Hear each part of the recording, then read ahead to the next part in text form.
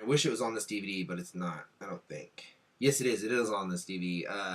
BioCop. Look up BioCop. I think there's a YouTube video of it now. Great stuff. Who's in my house?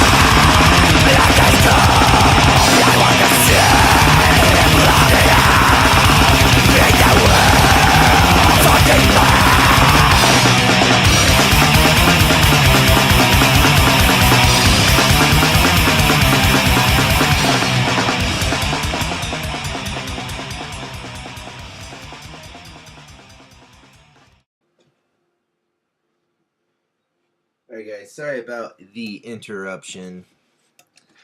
Um, Continuing on.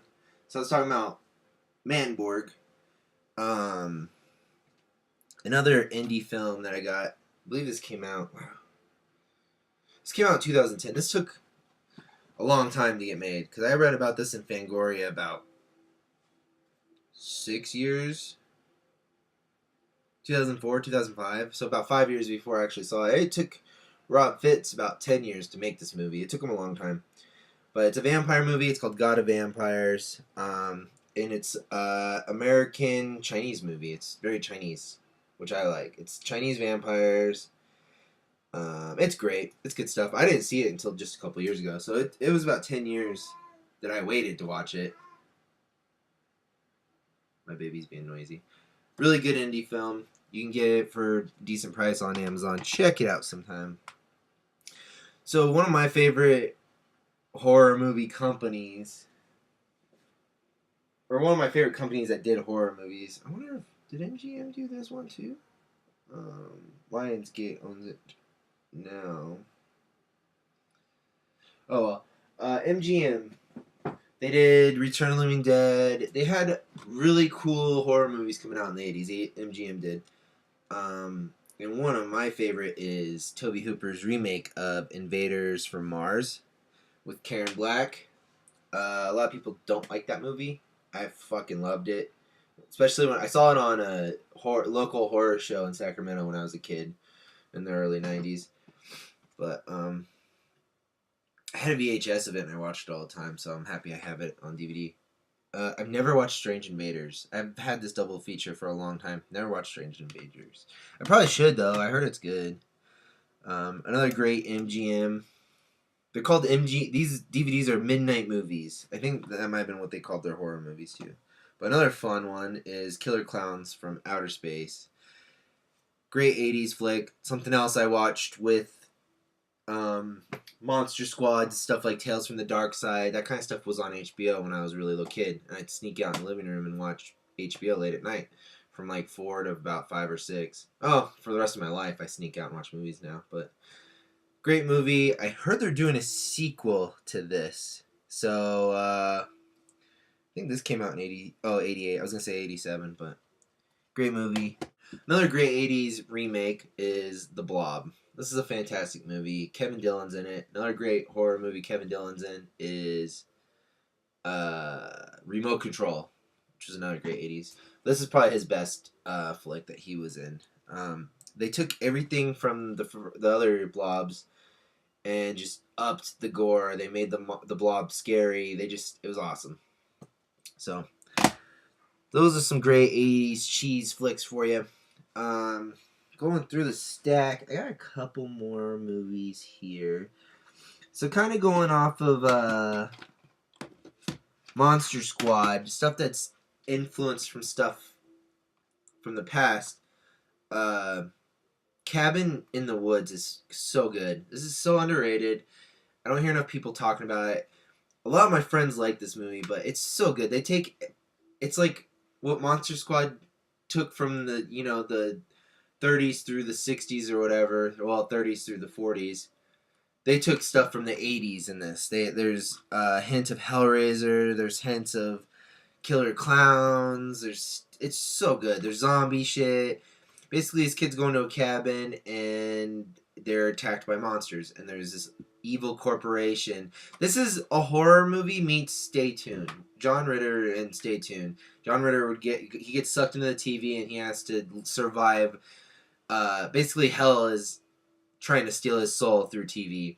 So this is them trying to steal these kids' souls to sacrifice them so the old ones can come back.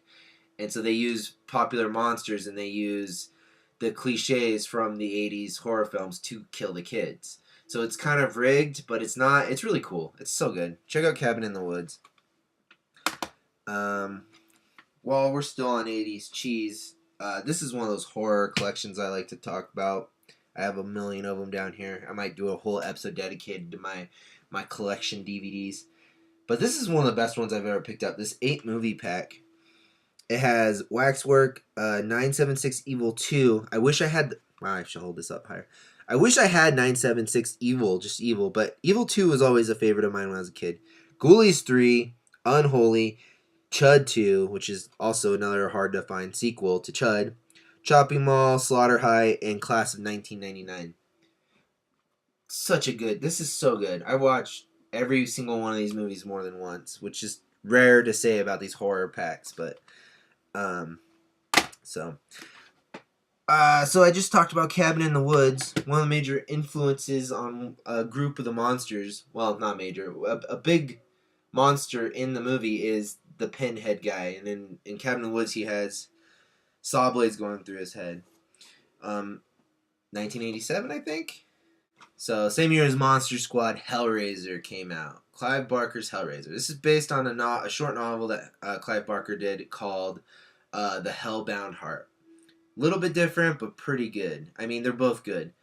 My favorite in the series is probably the second one, Hellbound. It's kind of hard to get to right now. I want to do a box set thing, but I have the cube, and there was Hellbound in there, and the original Hellraiser, and the original Hellraiser on Blu-ray, and I have one of those cube things. It's pretty cool.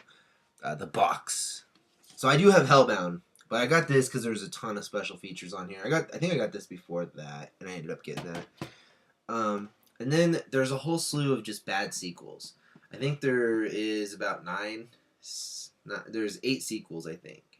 No, there's 9 sequels. Anyways, my favorite of the bunch, I kind of like Hellraiser 4 a little bit, Bloodline or whatever. Hellraiser 5 Inferno was cool, and then I kind of... It gets bad from there. I think I have Hellworld or something that I picked up one night because I was bored. But my favorite of the sequels is Hellraiser 3, Hell on Earth. Hellraiser and Hellraiser 2 are very dark, scary movies. They're really well made. Hellraiser 3 is not. Hellraiser 3 is just tongue-in-cheek, turns the whole series into a very cheesy thing. Pinhead is cracking jokes. He's eviler than ever. It's so silly. Great movie. One of my favorite DVDs that I own. I saw that. That was my first Hellraiser, was Hellraiser 3. But then I saw the originals. I was like, oh, well. Alright, we're going to wrap this up. I'm going to show you guys some werewolf movies really quick. Just a couple. I have way more over here, but it's all mixed up. So, and I've rambled on long enough. Going back to MGM. MGM did a little flick called The Howling. I believe Joe Dante did this, right? Yeah. What?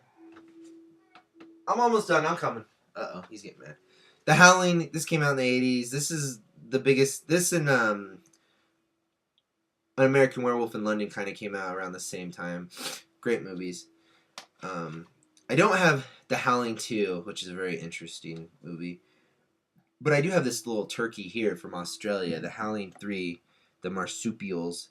This is a fucking bizarre movie, and I'm so happy I own this DVD. The menu is great. Everything about this movie is great.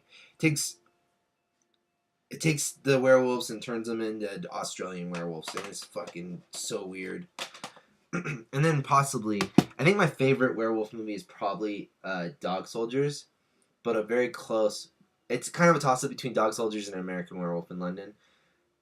But something that comes very close to those movies is this independent flick called Ginger Snaps. This is an awesome movie. I saw it when I was young enough, when puberty is running rampant through my body.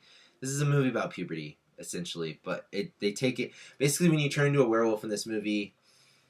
It's a month-long transformation, and then you're always a werewolf. You don't change back. You're just a fucking werewolf, like you're a wolf monster thing. So it's about this girl who starts her period. Werewolf smells it, attacks her. She turns into a werewolf slowly over the course of a month, and her sister's trying to save her. Her and her sister are very close. Very melodramatic, very moody, very atmospheric. Great music, great movie. Love Ginger Snaps. I think this movie came out around 2000. Must have been 2000. And I was a big fan of it. Must have been 18 the first time I saw this. I think I watched this on IFC.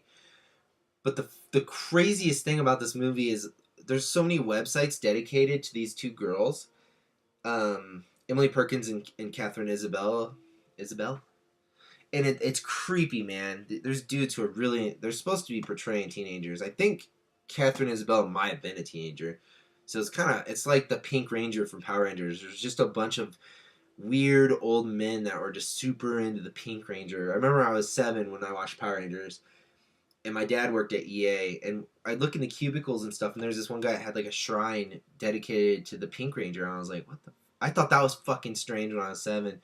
But other than the creepos that like this movie, this is a good movie. I'm not one of those guys who's, lusting after these young werewolf girls.